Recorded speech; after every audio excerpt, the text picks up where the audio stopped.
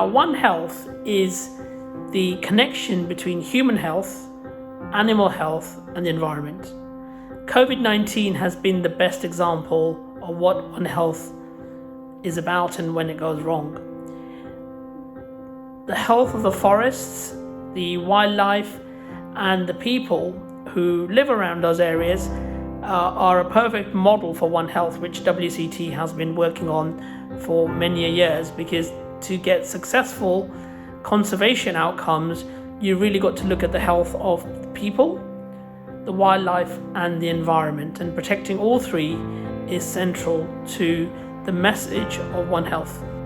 Our team at the Wildlife Conservation Trust has been working very hard to secure the health of frontline forest staff, and this includes running regular health prevention checks, which has identified high levels of obesity and cardiovascular risk factors such as high blood pressure and diabetes.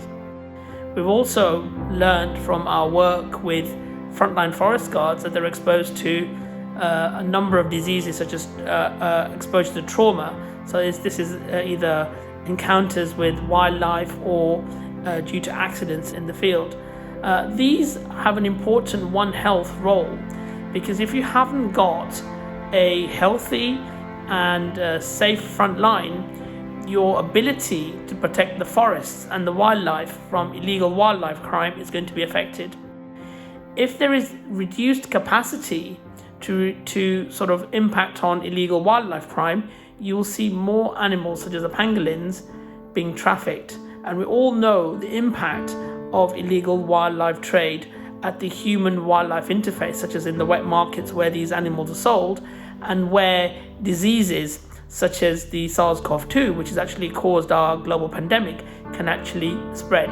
So I think it's important for conservation not to forget the health of the frontline staff, and we have invested significant time and resources in actually ensuring that the front line is safe.